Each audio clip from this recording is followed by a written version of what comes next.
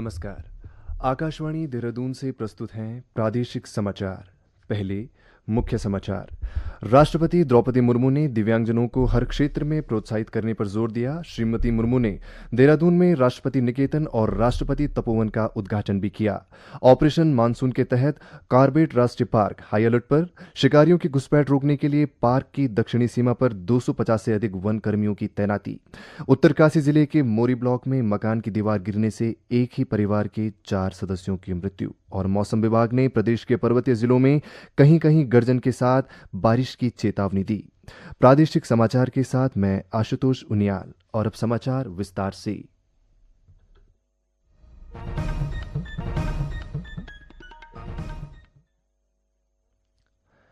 राष्ट्रपति द्रौपदी मुर्मू ने दिव्यांगजनों को हर क्षेत्र में प्रोत्साहित करने पर जोर दिया है। उन्होंने कहा कि वर्तमान में उन्नत तकनीकों की सहायता से दिव्यांगजन भी मुख्यधारा में अपना योगदान दे सकते हैं। राष्ट्रपति आज उत्तराखंड की राजधानी देहरादून में राष्ट्रीय दृष्टि दिव्यांगजन सशक्तिकरण संस्थान के छात्रों को संबोधित कर रही थी। कि दिव्यांगजनों के जीवन के हर क्षेत्रों में प्रोत्साहित करने के प्रयास समाज द्वारा अवश्य किए जाने चाहिए।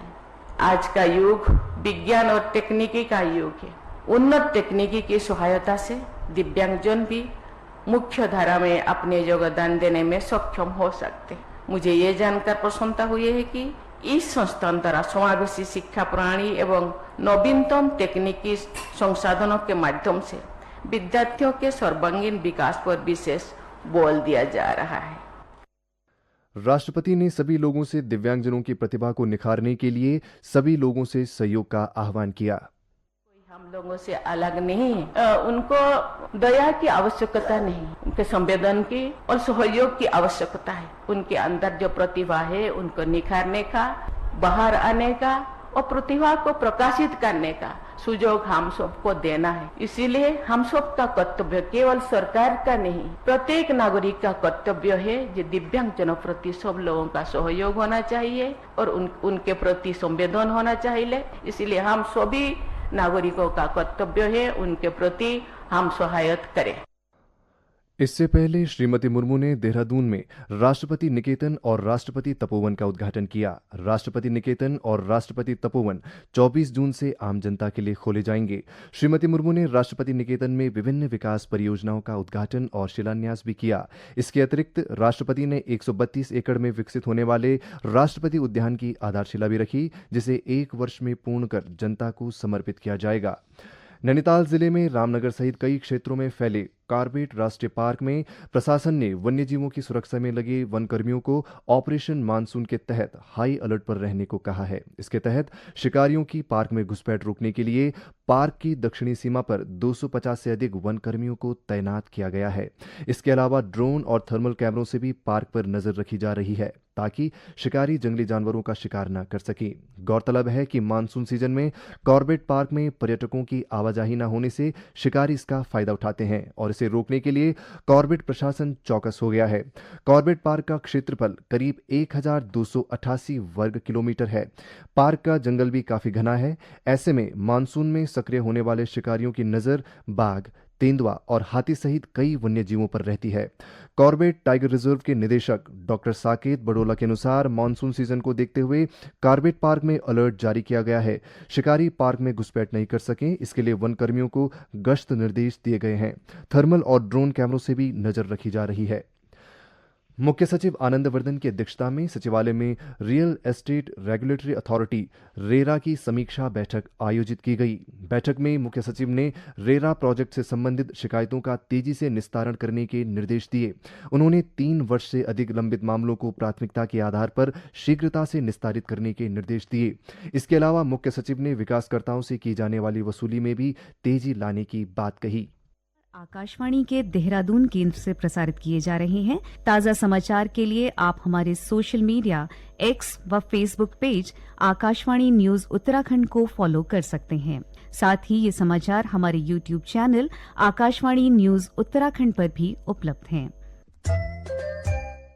उत्तरकाशी जिले के मोरी ब्लॉक स्थित ग्राम ओडाटा के मोरातोक में आज एक मकान की दीवार गिरने से एक ही परिवार के 4 सदस्यों की मृत्यु हो गई। सूचना के बाद राजस्व, एसडीआरएफ और पुलिस की टीम मौके पर पहुंची और राहत और बचाव कार्य शुरू किए। तहसीलदार जब्बर सिंह असवाल ने घटना की पुष्टि करते हुए बताया कि राहत और बचाव कार्य तुरंत शुरू कर दिया गया था, लेकिन दुर्भाग्यवश चारों सदस्यों को बचाया नहीं जा सका। राजधानी देहरादून सहित राज्य के अन्य हिस्सों में रुक रुक कर बारिश का दौर जारी है। इस बीच मौसम विभाग ने आज प्रदेश के पर्वतीय जिलों में कहीं कहीं गर्जन के साथ आकाशीय बिजली चमकने, वर्षा के तीव्र से अति तीव्र दौर और झोंकेदार हवाएं चलने की चेतावनी दी है। विभाग ने इस अवधि में उत्तरकाशी, रुद्रप्रयाग और चमोली जिलों के कुछ स्थानों पर जबकि शेष जिलों के अनेक स्थानों पर गरज चमक के साथ हल्की से मध्यम बारिश की संभावना जताई है। पौड़ी नगर की पेयजल समस्या का स्थायी समाधान के लिए श्रीनगर से एक नई पंपिंग पेयजल योजना शुरू की जाएगी। कैबिनेट मंत्री डॉक्टर धन सिंह रावत ने देहरादून में श्रीनगर विधानसभा क्षेत्र की विभिन्न पेयजल योजनाओं की समीक्षा की। उन्होंने नई पंपिंग योजनाओं का शीघ्र सर्वे करने के पेयजल निगम के अधिकारियों को निर्देश दिए। इसके अलावा श्रीनगर विधानसभा क्षेत्र के अंतर्गत जल जीवन मिशन के तहत स्वीकृत विभिन्न वृहद पंपिंग पेयजल योजनाओं को शीघ्र पूरा करने को भी अधिकारियों से कहा। उन्होंने एनआईटी सुमाड़ी पेयजल योजना से आसपास के गांवों को भी आच्छादित करने, श्रीनगर में पेयजल आपूर्ति में उत्पन्न बाधाओं को दूर करने और थलीसैंण नगर पंचायत क्षेत्र में जलापूर्ति सुचारू करने को भी अधिकारियों को कहा। इसके अलावा उन्होंने पेयजल योजनाओं से संबंधित वन विभाग में अनापत्ति के लिए लंबित प्रकरणों के शीघ्र निस्तारण के भी अधिकारियों को निर्देश दिए। केदारनाथ वन्यजीव प्रभाग के ऊखीमठ रेंज के ऊपरी क्षेत्रों में हिम तेंदुआ की गतिविधियां ट्रैप कैमरा में कैद हुई हैं। बर्फ से गिरे हिमखंडों के बीच यहां हिम तेंदुआ नजर आया है। साथ ही पीले गले वाला नेवला और लाल लोमड़ी सहित कई दुर्लभ पक्षी प्रजातियां भी क्षेत्र में मौजूद हैं। पेश है एक रिपोर्ट। क्षेत्र में कस्तूरी मृग, भूरा भालू, हिरण, पीले गले वाला नेवला और लाल लोमड़ी भी अच्छे संख्या में मिले हैं। साथ ही पक्षी प्रजातियों की संख्या बढ़ रही है। मोनाल के साथ ही तीतर की कई प्रजातियां उच्च हिमालय क्षेत्र में पाई गई हैं। इसके अलावा गुलदार, भालू, घुरल, काखड़ और हिमालयन थार भी पूरे प्रभागीय क्षेत्र में पाए गए हैं। केदारनाथ वन्यजीव प्रभाग गोपेश्वर के प्रभागीय वनाधिकारी तरुण एस ने बताया कि ट्रैप कैमरा का निरीक्षण किया जा रहा है। हिम तेंदुए का नजर आना सुखद है। हिमालय क्षेत्र में पाए जाने वाले कई दुर्लभ जीव अपने कुनबे के साथ विचरण करते नजर आ रहे हैं। ये प्रकृति और पर्यावरण के लिए अच्छा है। उन्होंने बताया कि जुलाई के दूसरे सप्ताह तक सभी ट्रैप कैमरा का निरीक्षण कार्य पूरा हो जाएगा। इसके बाद प्रभागीय क्षेत्र में वन्यजीव और पक्षी प्रजातियों की सही संख्या का पता लग सकेगा। गौरतलब है कि इस पूरे वन क्षेत्र में दुर्लभ वन्यजीव निवास करते हैं।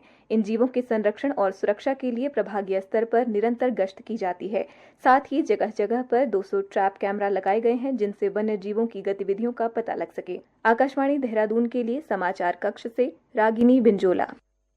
गढ़वाल मंडल के आयुक्त विनय शंकर पांडे की अध्यक्षता में हरिद्वार में आगामी कांवड़ यात्रा की तैयारियों को लेकर समीक्षा बैठक हुई। इस दौरान उन्होंने सभी आवश्यक कार्य पारदर्शिता, समयबद्धता और गुणवत्ता से पूरा करने के संबंधित अधिकारियों को निर्देश दिए। उन्होंने संभावित भीड़ वाले क्षेत्रों को चिन्हित करते हुए आपात स्थिति में श्रद्धालुओं को निकालने के लिए वैकल्पिक मार्ग चिन्हित करने पर जोर दिया।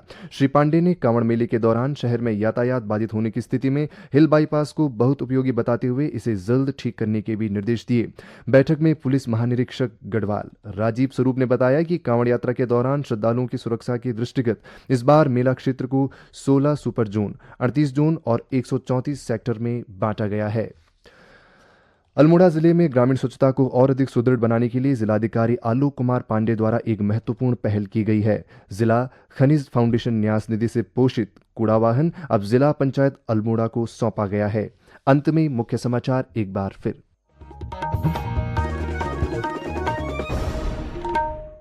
राष्ट्रपति द्रौपदी मुर्मू ने दिव्यांगजनों को हर क्षेत्र में प्रोत्साहित करने पर जोर दिया। श्रीमती मुर्मू ने देहरादून में राष्ट्रपति निकेतन और राष्ट्रपति तपोवन का उद्घाटन भी किया। ऑपरेशन मानसून के तहत कार्बेट राष्ट्रीय पार्क हाई अलर्ट पर, शिकारियों की घुसपैठ रोकने के लिए पार्क की दक्षिणी सीमा पर 250 से अधिक वन कर्मियों की तैनाती। उत्तरकाशी जिले के मोरी ब्लॉक में मकान की दीवार गिरने से एक ही परिवार के 4 सदस्यों की मृत्यु। और मौसम विभाग ने प्रदेश के पर्वतीय जिलों में कहीं कहीं गर्जन के साथ बारिश की चेतावनी दी।